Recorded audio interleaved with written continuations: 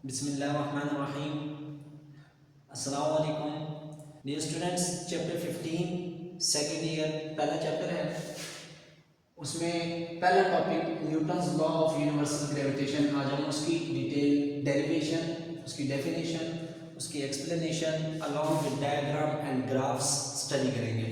Definition में वो कहते हैं in universe the force of attraction between the objects कोई भी हो सकता है, प्लैनेट्स, स्टार्स, इवन मून की force of attraction with earth की फोर्स ऑफ अट्रैक्शन विद सन, ये वगैरह वगैरह, इस तरह उनकी फोर्स ऑफ अट्रैक्शन है। Stars is directly proportional to the product of the masses. उन ऑब्जेक्ट्स यानी स्टार्स या प्लैनेट्स उनके मैसेज के डायरेक्टली प्रोपोर्शनल है वो force of attraction, and inversely proportional to the square of the distance between their centres. और उन दो ऑब्जेक्ट्स, वो प्लैनेट हो, वो स्टार हो, वो मून अर्थ हो, वो अर्थ या सन के माबैन फोर्स ऑफ अट्रैक्शन हो, उन दोनों के डिस्टेंस के स्क्वायर के इनवर्सली प्रोपोर्शनल है। स्टार की फोर्स ऑफ अट्रैक्शन हो, प्लैनेट के साथ फोर्स ऑफ अट्रैक्शन हो, सन अर्थ के साथ फोर्स ऑफ अट्रैक्शन हो, अर्थ मून के साथ फोर्स ऑफ अट्रैक्शन हो, उसके इनवर्सली प्रोपोर्शनल है जो उन दोनों के माबैन डिस्टेंस है। फिर आते हैं हम एक्सप्लेनेशन पर। एक्सप्लेनेशन को यहाँ मैंने डिटेल नहीं लिखा क्योंकि बुक के अंदर उसकी तफसीली है। अगर यहाँ पर है तो मैंने 3 मेन पॉइंट्स यहाँ पर वाज़ेह कर दिए हैं, उसकी डिटेल आप बुक से स्टडी कर सकते हैं ताकि वो बुनियादी खाका हमारे जहन में रहे।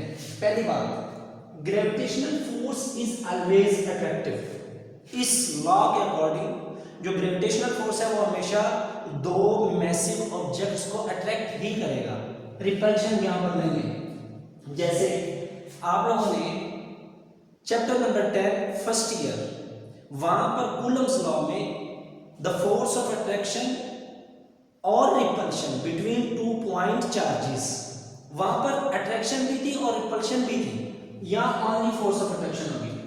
दूसरी बात वो ये कहेगा कि it does not depend upon the medium between the message. Earth और मून दोनों के माबैन मीडियम जो है वहां पर कोई एयर, कोई मीडियम एग्जिस्ट नहीं कर रहा, उन दोनों के दरमियान मीडियम मौजूद नहीं है, इस पर डिपेंड नहीं करता। वो मून और अर्थ का हो, वो अर्थ और सन का हो, वो किसी स्टार का दूसरे स्टार के साथ फोर्स ऑफ अट्रैक्शन हो, दोनों के दरमियान मीडियम मौजूद हो या ना हो, इस बात पर वो डिपेंड नहीं करता। तीसरी बात वो कहते हैं it is an inverse square force. जैसे आप लोगों ने चैप्टर नंबर 10 फर्स्ट ईयर के वहां पर कूलम्स लॉ में पढ़ा है कि वहां पर भी force of attraction and repulsion between 2 point charges हमेशा इनवर्स स्क्वायर लॉ को फॉलो करता है।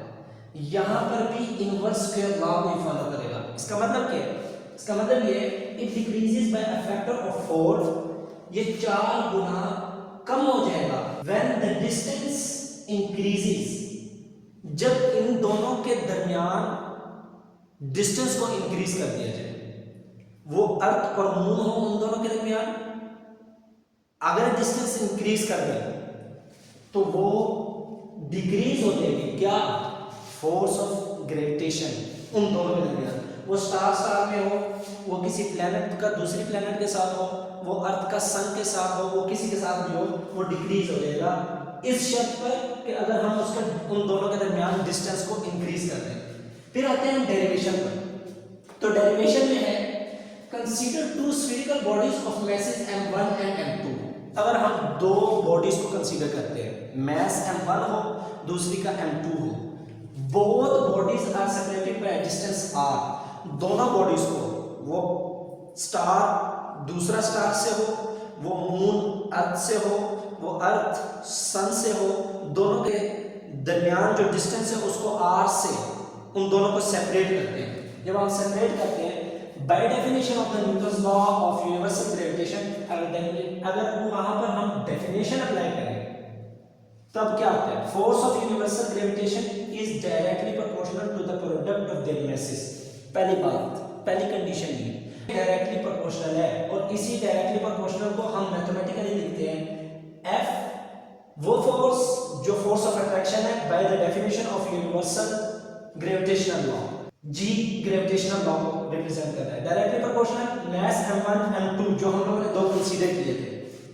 और दूसरी बात, it is inversely proportional to the square of the distance between them.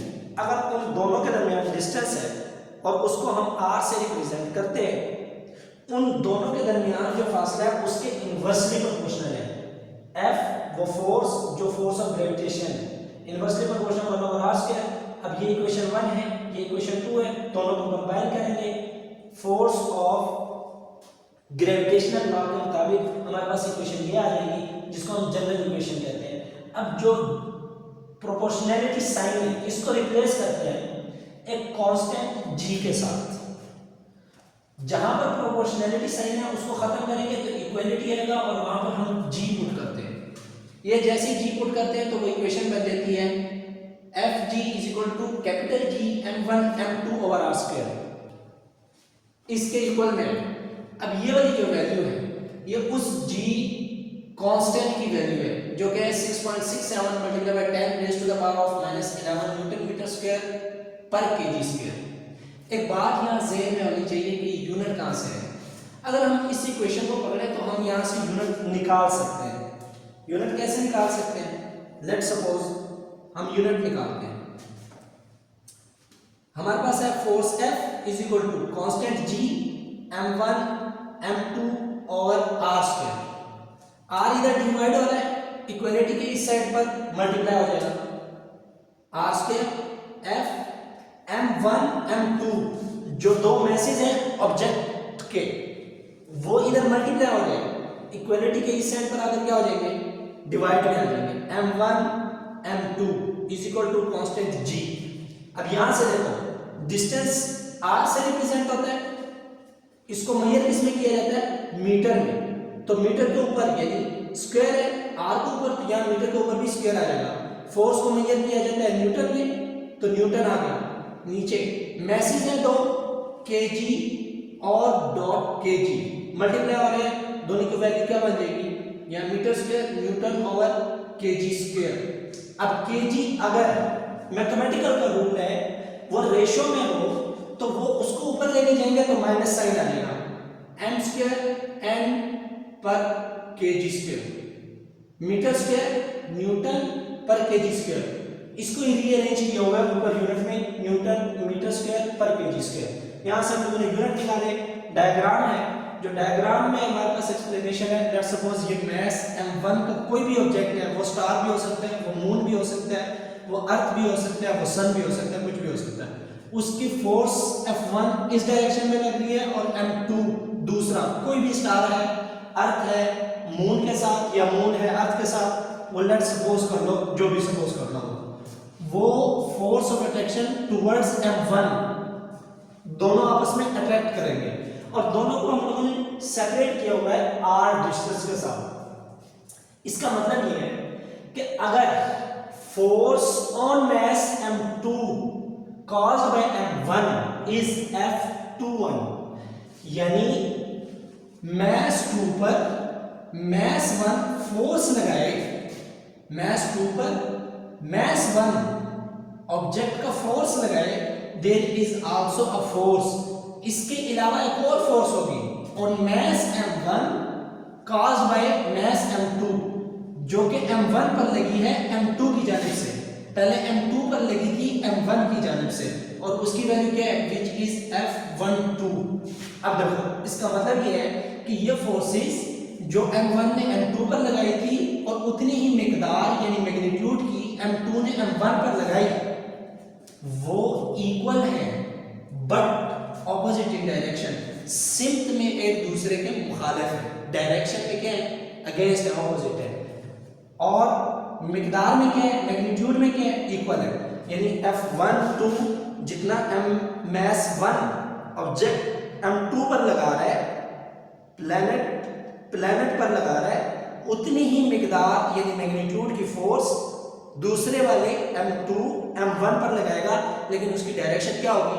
Opposite, यानी उसकी सिम उसके मुखालिफ होगी। यहां से देखो, अब इसी फोर्स को F12 is equal to minus F21 magnitude में इक्वल है, यानी मिकदारों में इक्वल है, लेकिन माइनस साइन हमें यहाँ क्या बता रहा है, उसकी डायरेक्शन ऑपोजिट है। फिर हम ग्राफिकली उसकी रिप्रेजेंटेशन करते हैं कि लेट्स सपोज अगर हमारे पास हॉरिजॉन्टली डिस्टेंस है और वर्टिकली फोर्स है, इनिशियली उनके पास उन दोनों के दरमियान डिस्टेंस r था, अब उसको हम 2r कर देते हैं, बढ़ा देते हैं। जब बढ़ाएंगे पहले r की वजह से फोर्स यहाँ पर थी, दोनों ऑब्जेक्ट के दरमियान फोर्स ऑफ अट्रैक्शन यहाँ पर थी, लेकिन जैसे ही इन लोगों ने डिस्टेंस बढ़ाया तो अब वो फोर्स ऑफ अट्रैक्शन डिक्रीज हो जाएगी, जो कि यहाँ हम लोगों ने पढ़ा था कि ये इनवर्स स्क्वायर फोर्स है।